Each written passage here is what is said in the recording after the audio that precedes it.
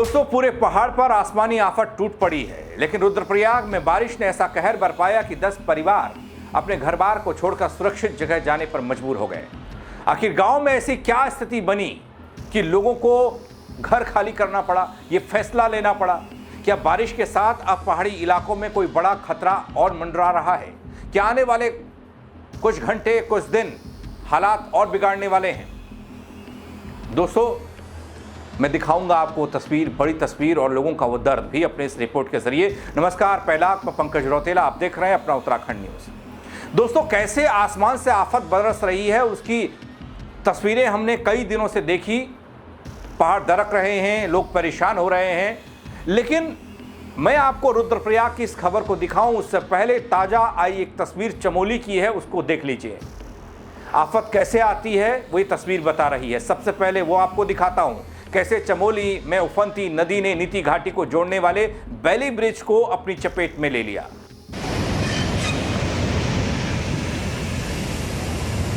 ये ब्रिज जाएगा, ब्रिज जाएगा, ब्रिज का साइड हो, साइड हो। वो भागो, ओ गाड़ी गई, गाड़ी।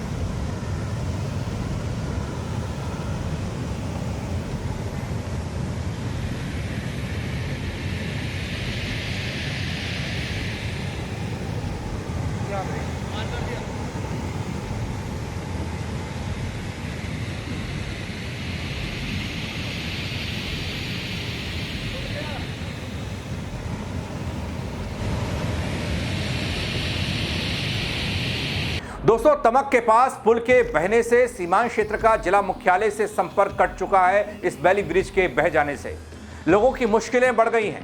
वहीं उप जिलाधिकारी चंद्रशेखर वशिष्ठ का कहना है कि मामले की जानकारी ली जा रही है और स्थिति का जायजा लिया जा रहा है। दोस्तों, ऐसी खौफनाक तस्वीरें उत्तराखंड के कोने कोने से आ रही हैं, खासकर पहाड़ी इलाकों से। अब बात करूंगा रुद्रप्रयाग की। रुद्रप्रयाग में बारिश के बीच जमीन दरकने से दहशत फैली है और 10 परिवार घर छोड़कर सुरक्षित ठिकाने पर जा पहुंचे हैं। पहाड़ी से लगातार मलबा गिर रहा है, जमीन में दरारें पड़ रही हैं और ग्रामीण को हल्फ पर अनहोनी का डर सता रहा है। सवाल भी है कि पिछले साल आपदा के बाद जिन सुरक्षा इंतजामों का भरोसा दिया गया था वो आखिर अब तक जमीन पर क्यों नहीं उतरे? क्या प्रशासन की लापरवाही अब इन ग्रामीणों पर भारी पड़ रही है? ये मैं नहीं कह रहा हूं, वो लापरवाही की बात ग्रामीण खुद कह रहे हैं। थोड़ा सुनिए और समझिए।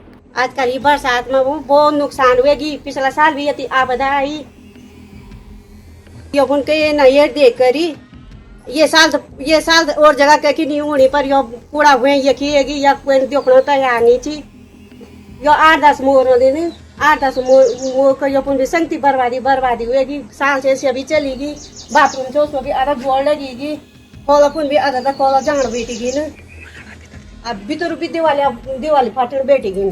दरअसल दोस्तों, रुद्रप्रयाग के वसुकेदार की ग्राम पंचायत तालजमाड़ का ये इलाका है। थपोनी तोक में लगातार बारिश ने ग्रामीणों की मुश्किलों को बढ़ाया है। बारिश के बीच जमीन दरकने और भूस्खलन का सिलसिला तेज होने से क्षेत्र में दहशत का माहौल। जान माल के खतरे को देखते हुए 10 परिवार अपने घर को छोड़कर सुरक्षित स्थान पर शरण लेने को मजबूर हो गए। वो इसलिए कि पहाड़ी से लगातार मलबा गिर रहा है और जमीन दरक रही है। ग्रामीण चिंता में हैं और उनकी चिंताएं हर रोज बढ़ रही हैं।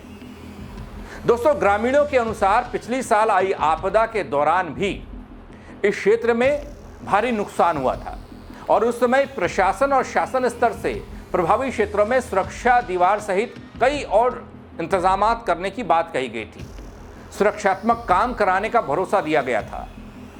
आज जब वो काम नहीं हुए, जब एक बार फिर से लोगों को अपने घर छोड़ने के लिए मजबूर होना पड़ रहा है, तो ग्रामीण जाते जाते ये आरोप लगा रहे हैं कि समय रहते सुरक्षा का काम धरातल पर उतर जाता तो स्थिति कुछ अलग होती, लेकिन वो काम हो ही नहीं पाया, जिसका खामियाजा अब उन्हें इस बारिश के दौरान भुगतना पड़ रहा है। सुरक्षा के इंतजाम होते तो खतरा कम हो जाता।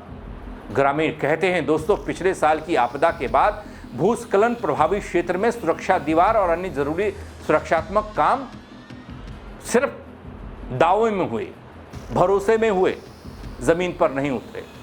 अगर उतरते तो स्थिति इतनी गंभीर नहीं होती जितनी गंभीर आज बनी है, जितनी चुनौतीपूर्ण 10 परिवारों के लिए आज ये बारिश बन रही है। दोस्तों, लगातार बारिश हो रही है, जमीन के खिसकने का खतरा, जान जाने का खतरा, घर का ढह जाने का खतरा, खेत खलियान का बर्बाद हो जाने का खतरा,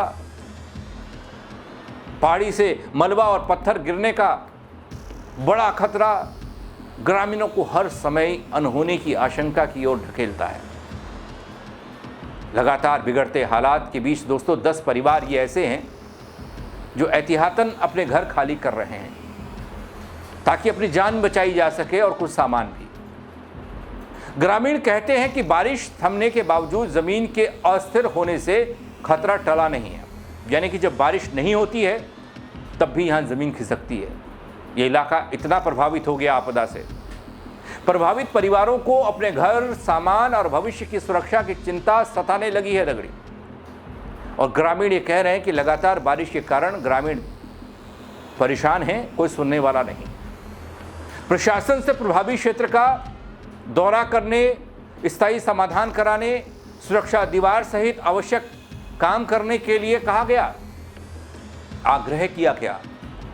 प्रभावित परिवारों की सुरक्षा सुनिश्चित करने की मांग उठाई गई, लेकिन काम हुआ क्या या नहीं, आप खुद सुन लीजिए। ये नाना पर भी आधा टूट सब हमार पुंगड़ा ए सुजो भी सब बर्बाद हो कोई सरकार रिम कोई ओनो तयानी कदान हमनो रात में त सोनो नि दिन भी सोनो नि टूटने लग्यो छ बजरा कोड़ा पेन भी कॉलेज में भी टूट सपा आ के ओने खोच हां कोई त हमारे आउन कोई तयार नहीं, कोई सरकार रिम बनाने त यो मोच त यो फोन त बना छ न हमन त दर जगह हमार तो तार बाहर नहीं हुआ, कुछ नहीं हुआ बाबू, कुछ नहीं हो दिवाली नहीं दी नहीं ये ओनो तैयार है नहीं हम ये सरकार या खानी चाहूँ कि रुपया जिलाऊ की तन बोला। दोस्तों, लोगों के सामने परेशानी बड़ी है और इस बात की परेशानी की इस घटना की खबर के बाद राजस्व उपनिरीक्षक ने मौके पर पहुंचकर प्रभावित क्षेत्रों का निरीक्षण किया और इस क्षेत्र में भूस्खलन और जमीन के खिसकने की स्थिति का जायजा लिया बड़ी बारीकी के साथ।